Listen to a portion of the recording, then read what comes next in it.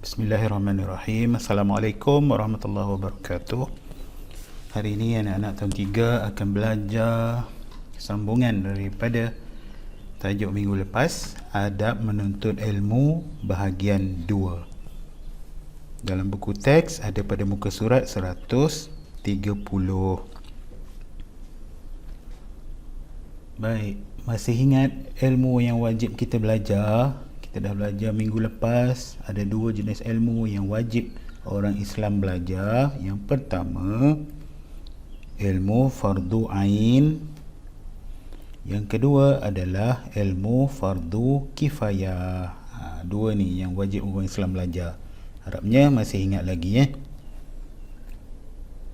ilmu fardu ain ni nak ingat semula apa benda ilmu fardu ain. Ilmu yang wajib dikuasai oleh setiap orang Islam. Dan ilmu fardu kifayah, ilmu yang wajib dikuasai oleh sebahagian umat Islam. Okey, ini 2 jenis ilmu yang kita wajib belajar. Hari ni kita nak sambung berkaitan dengan adab menuntut ilmu, iaitu adab ketika belajar. Yang pertama, kena ikhlas. Ikhlas ni maksudnya ikhlas kerana Allah. Allah yang suruh kita belajar. Jadi itulah adab menuntut ilmu. Yang pertama, ikhlas. Yang kedua, sentiasa berdoa ketika menuntut ilmu. Sentiasa berdoa. Contoh doa yang kita selalu doa sebelum kita belajar: Allahumma aftah alaina hikmataka wanshur alaina min khazaini rahmatika ya arhamar rahimin. Baik, itu antara contoh doa untuk belajar. Yang ketiga, kena sabar ketika menuntut ilmu.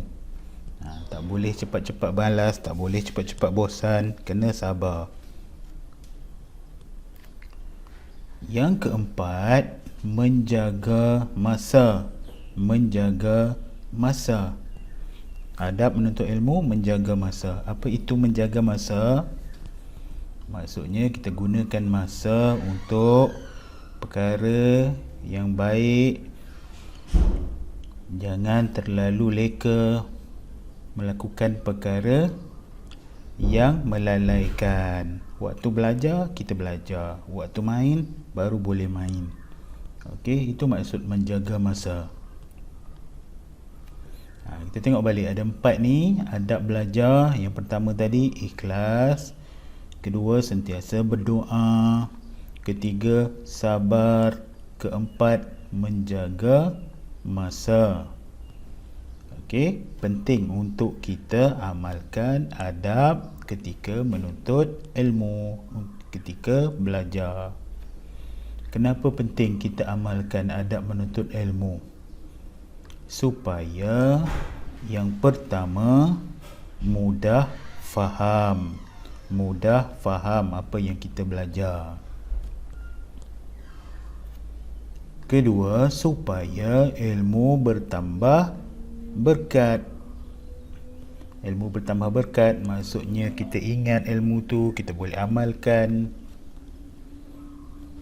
Yang ketiga, terus bermotivasi untuk belajar. Bermotivasi maksudnya sentiasa bersemangat untuk belajar apabila kita amalkan adab menuntut ilmu. Yang keempat, supaya bersemangat untuk amalkan ilmu yang dah kita belajar. Supaya kita semangat untuk amalkan terus ilmu yang dah kita belajar. Yang kelima, supaya kita disayangi guru dan rakan. Apabila kita amalkan adab ketika menuntut ilmu, kita disayangi guru dan juga rakan. Yang keenam, supaya diangkat darjat di sisi Allah. Apa maksudnya diangkat darjat di sisi Allah? Allah suka, Allah tinggikan kedudukan orang yang berilmu dan orang yang beradab ketika menuntut ilmu. Dia dipandang mulia oleh Allah Subhanahu wa taala. Baik, itulah antara kepentingan untuk kita amalkan adab ketika belajar ataupun menuntut ilmu. Sekian, Assalamualaikum warahmatullahi wabarakatuh.